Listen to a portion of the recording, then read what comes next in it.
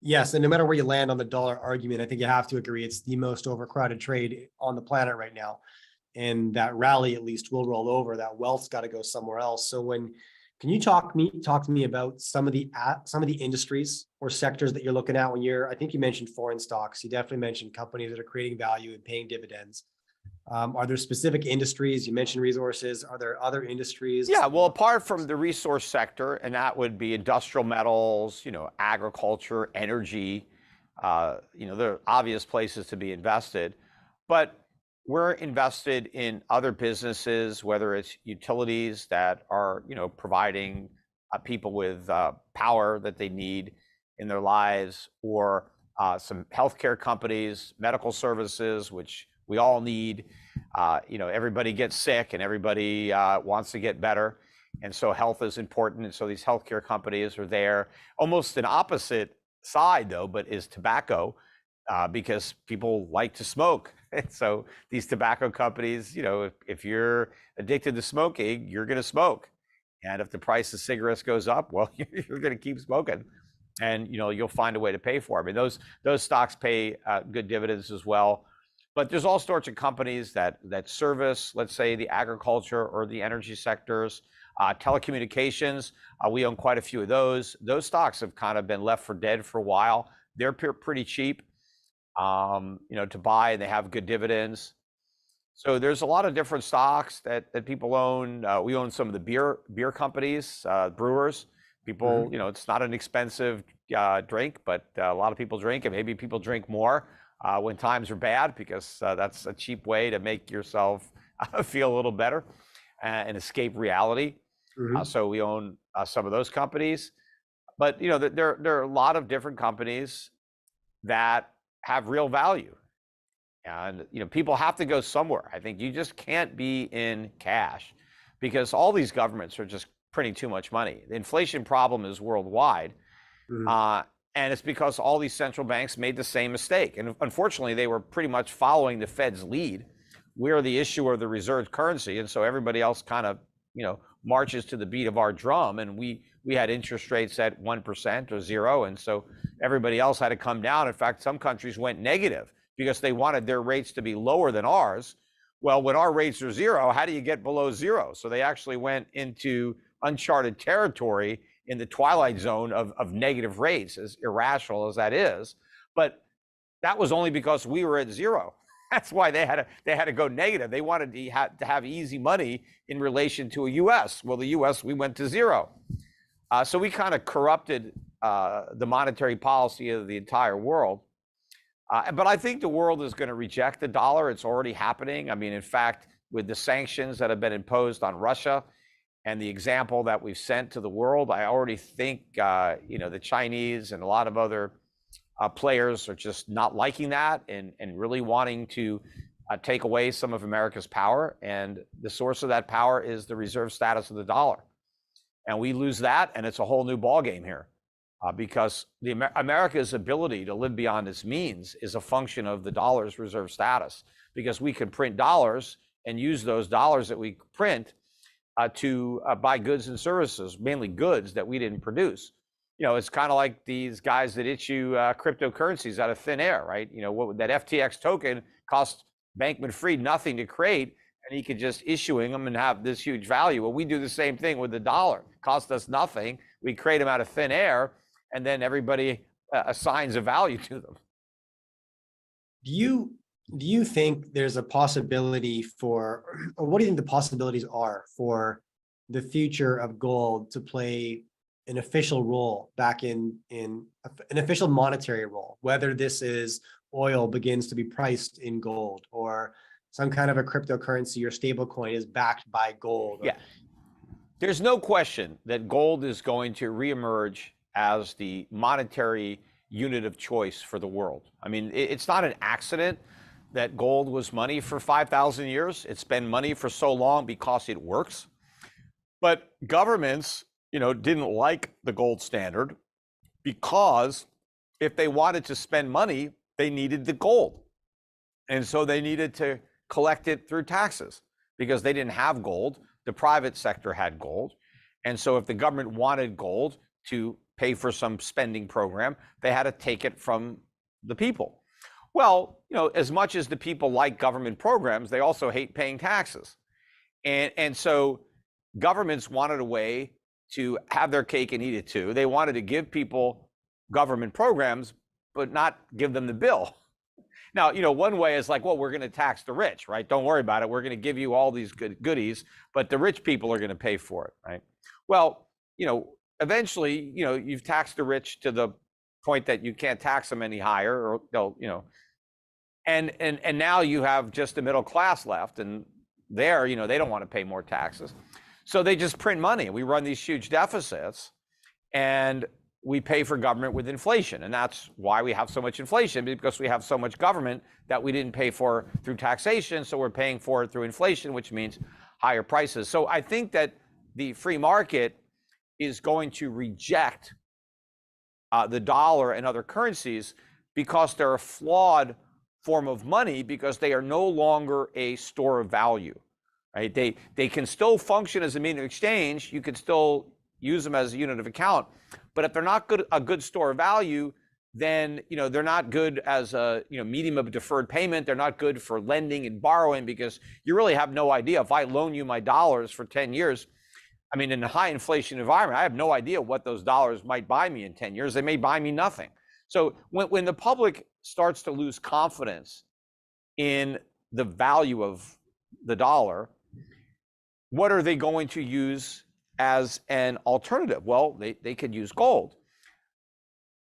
Now, the inconvenience of using gold is, well, I've got a bar of gold, or I got a gold coin. I mean, one gold coin, how am I gonna buy things with it? I mean, how am I gonna just, exchange it? Now, of course, at one point we did do that. People had gold coins in their pockets, and they had bills in their pockets that were backed by gold. And if they wanted to buy something small, well, they paid in silver, or they paid in nickel, or they paid in copper, right? That's the penny.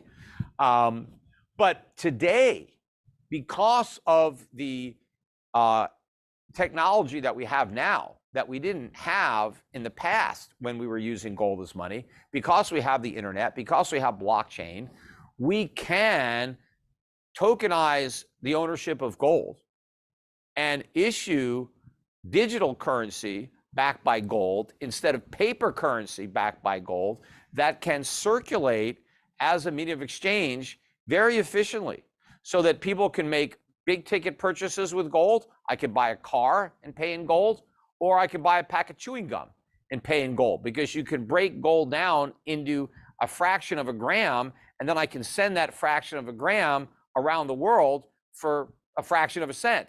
So it's like, the current technology, and that's the irony, because all these Bitcoin guys were like, oh, see, blockchain is the death of gold. No, it's going to lead to the rebirth of gold, because Bitcoin is what we don't need.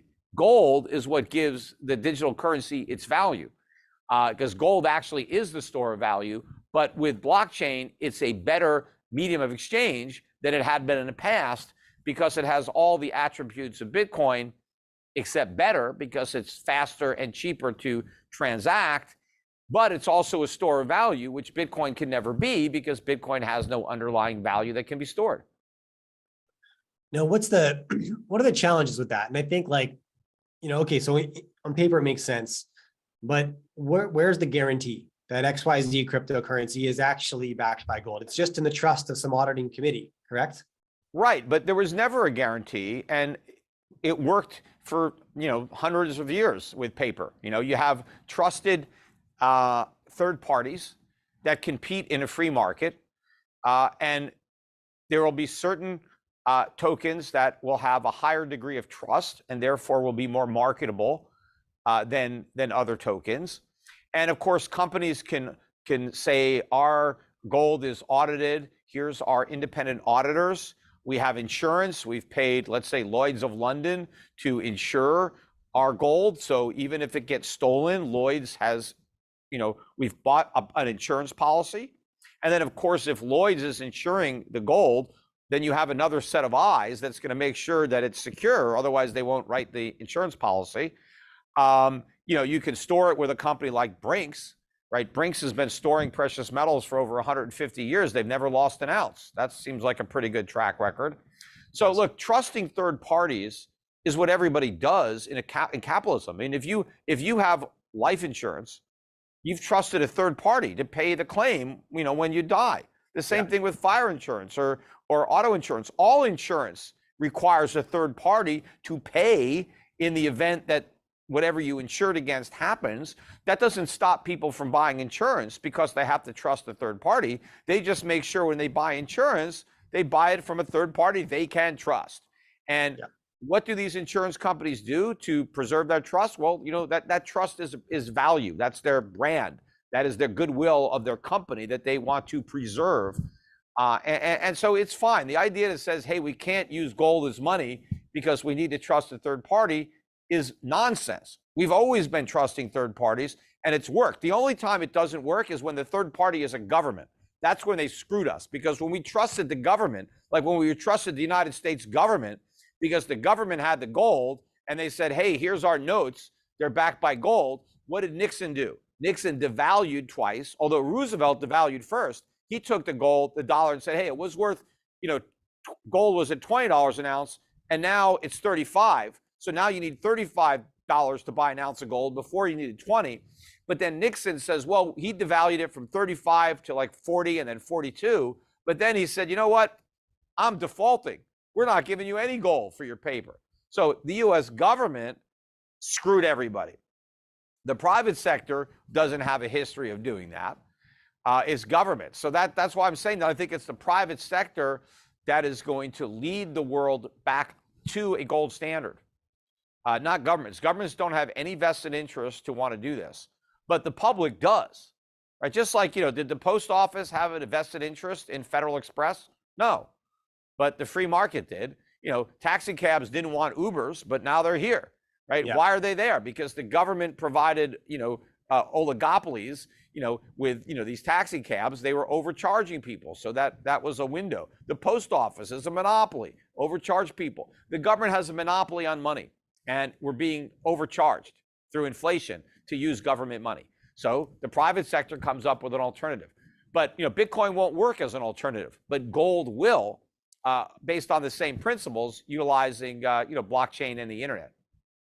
No, I agree with you. And look, like I hold physical gold and silver, and, I could envision that world.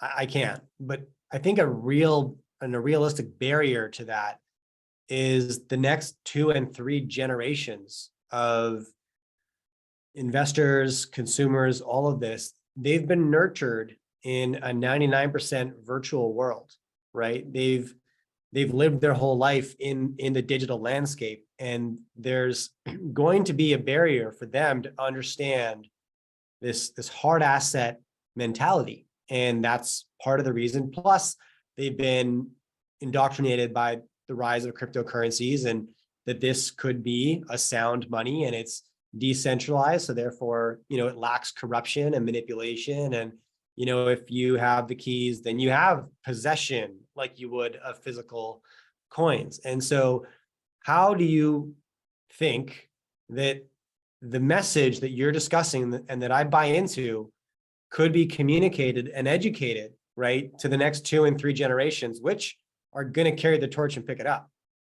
Well, look at how they were able to spread Bitcoin's message. Look at how many people around the world not only know about Bitcoin, own Bitcoin. So in many respects, it's a similar message. It just doesn't have the get rich quick element. And that's what kind of made Bitcoin appealing to certain people, was that they thought they would get rich buying it.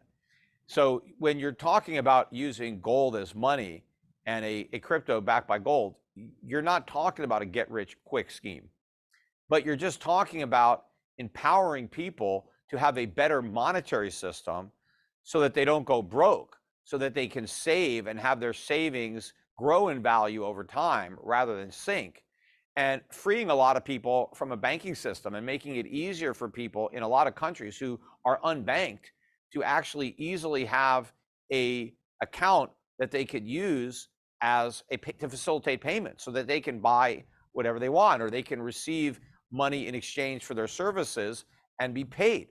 And the beauty of gold is it's a universal money. It's the same all over the world.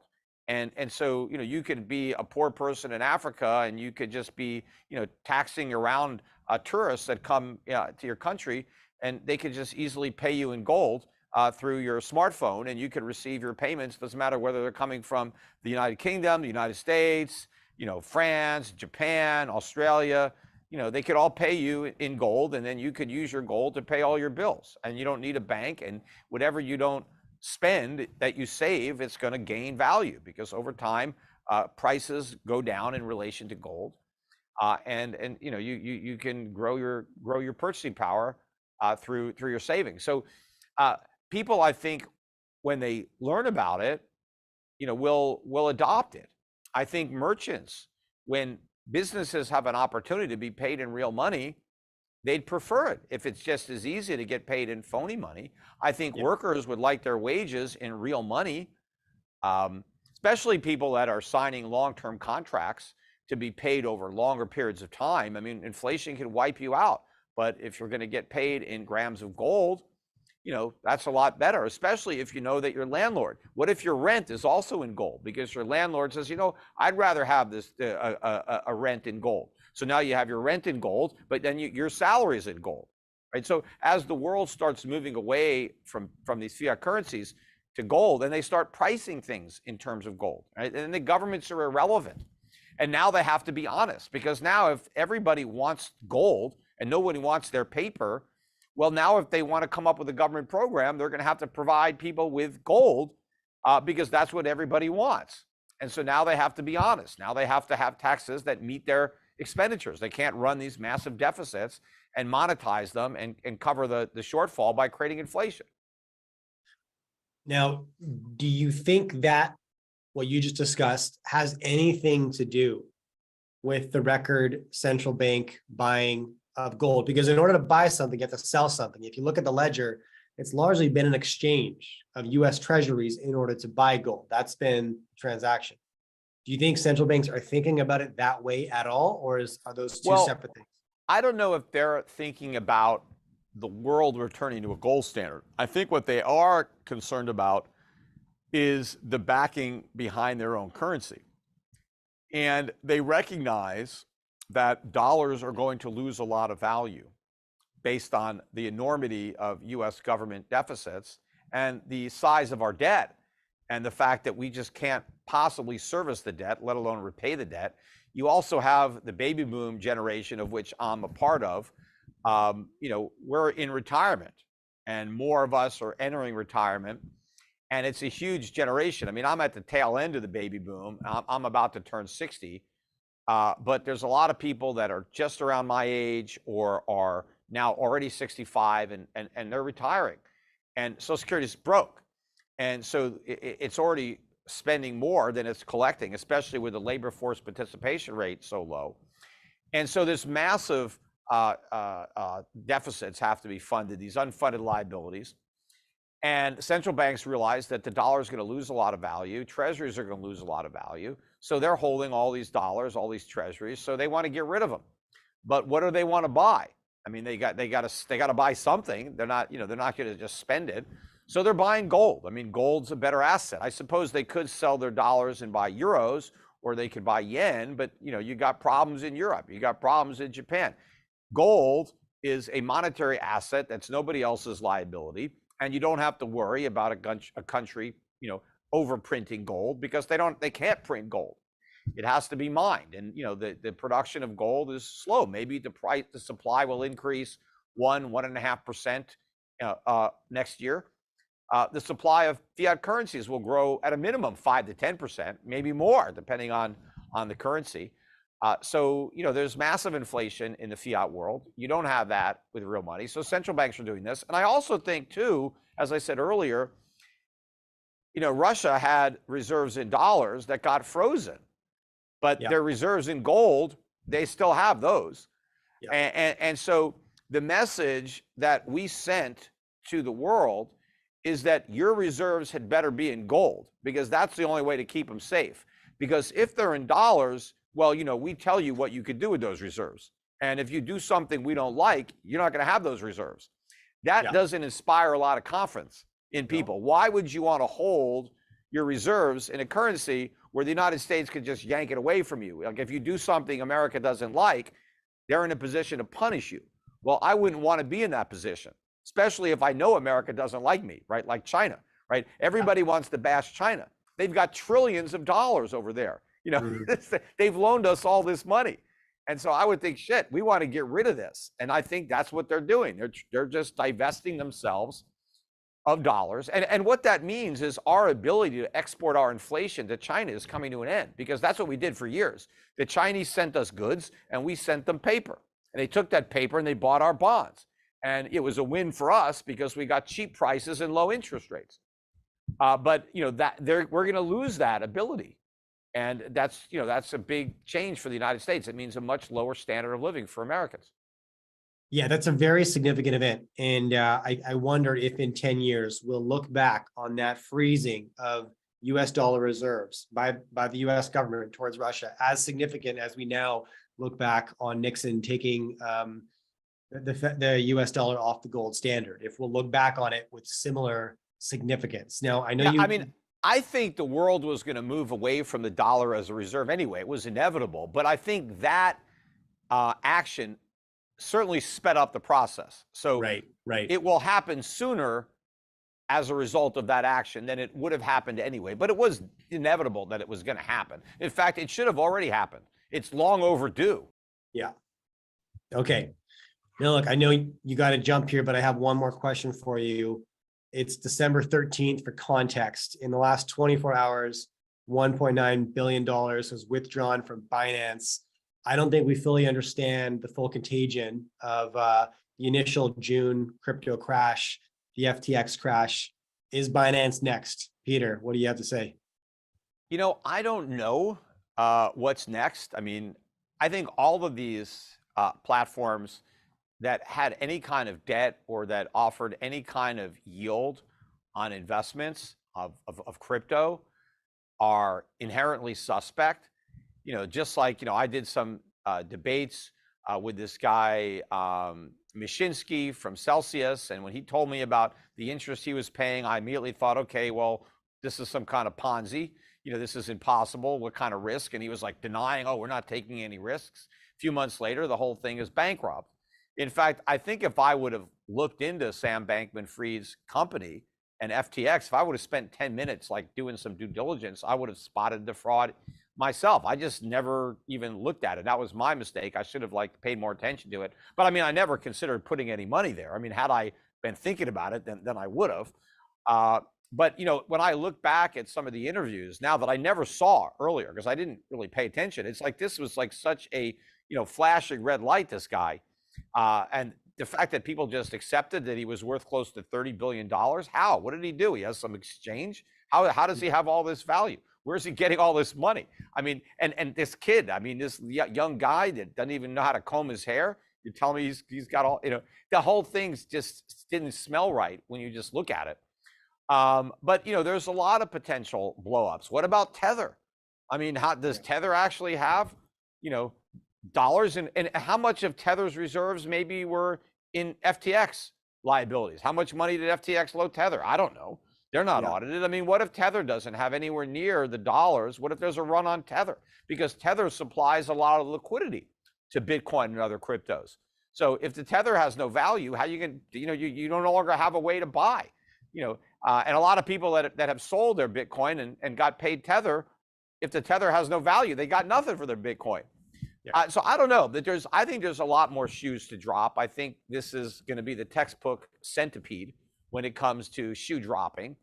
And FTX wasn't even the first one. As I said, there were other bankruptcies that happened before FTX. And in fact, FTX was trying to bail out some of the companies that went bankrupt before it.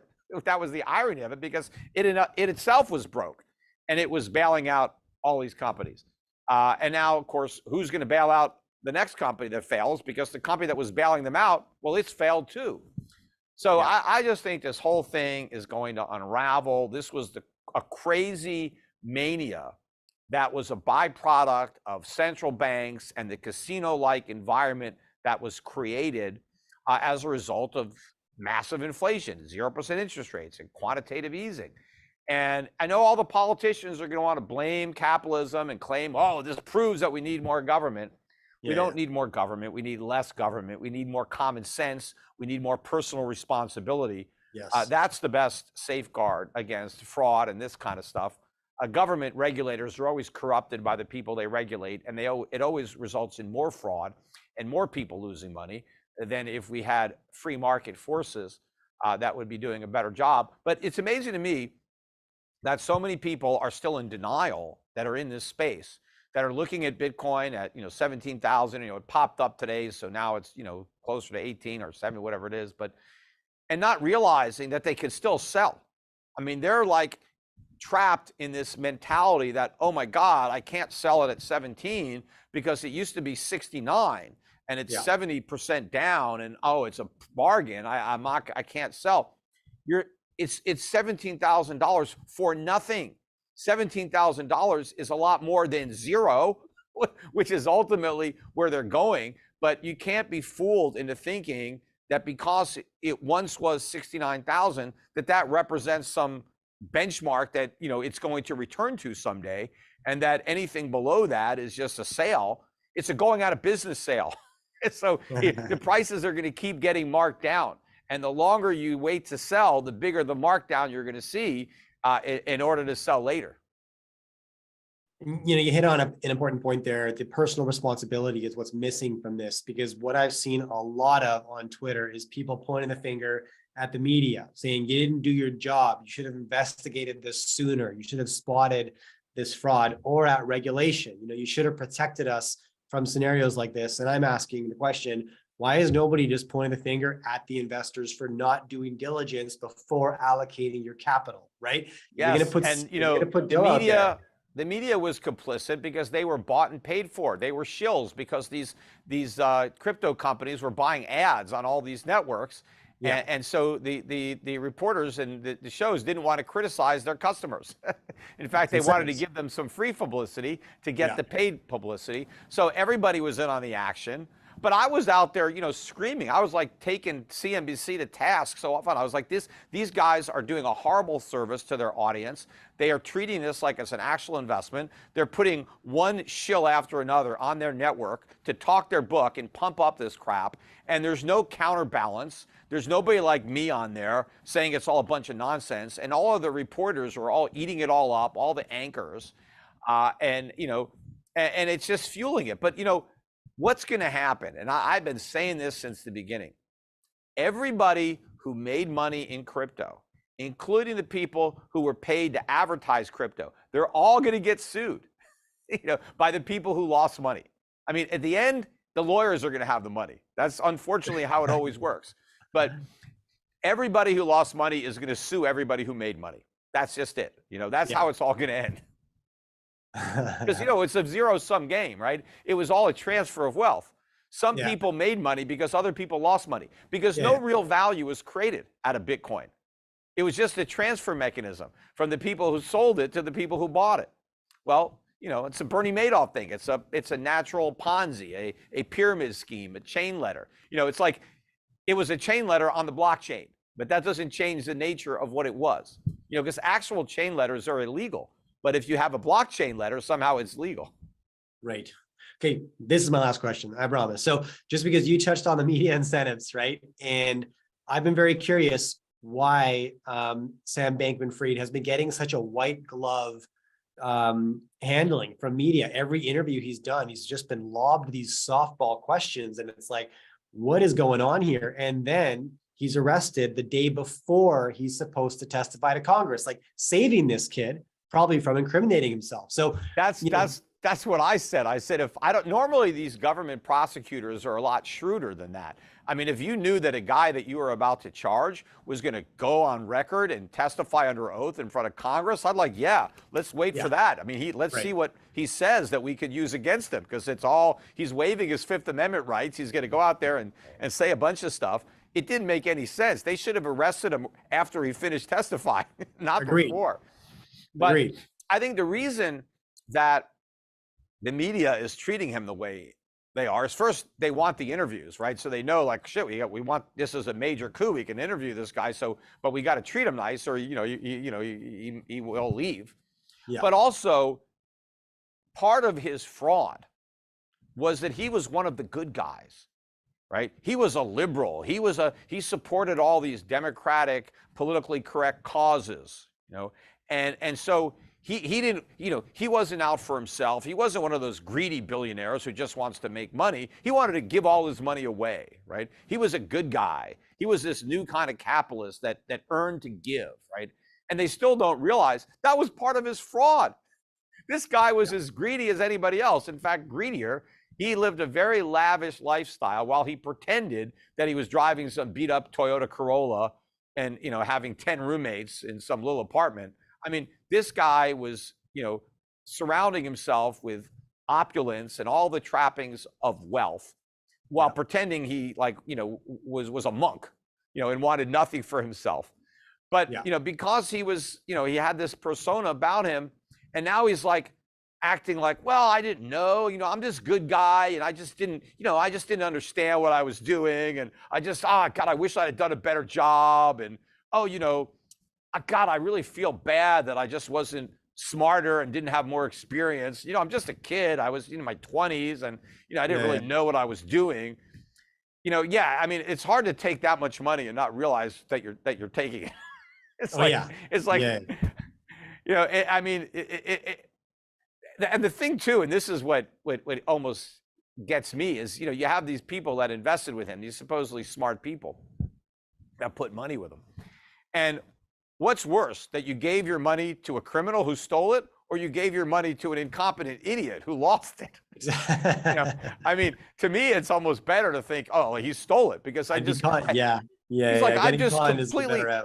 I'm completely inexperienced, irresponsible. I have no idea what I'm doing. Yet all these people trusted me.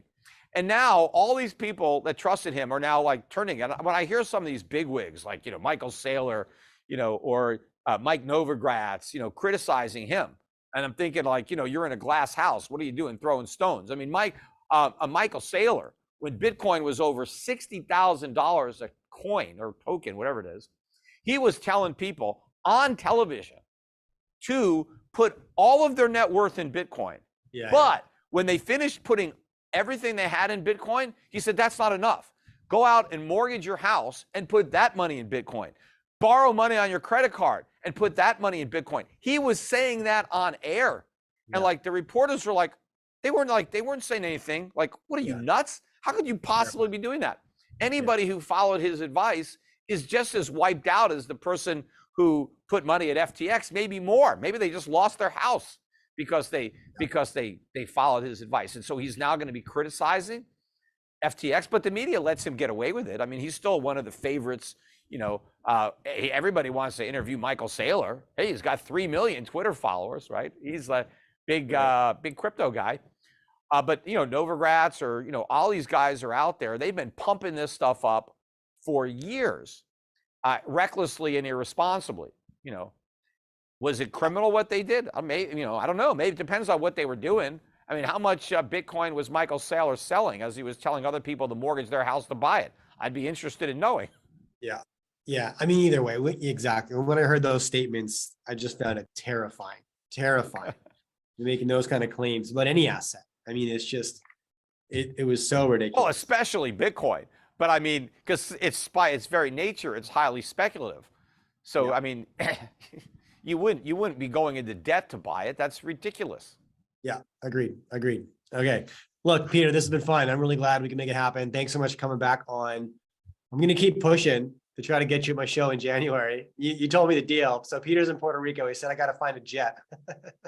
Yeah, well, I actually could be in Connecticut. I was thinking about going back, but it's so cold. That's the problem. It's so nice here in Puerto Rico in January. You want me to go to Vancouver?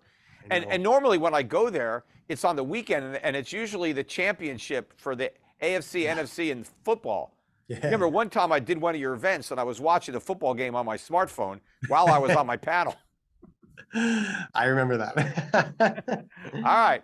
Well, leave it with me. I'm going to try to make some magic happen, but I appreciate your time. Thanks for coming back on. Bye-bye.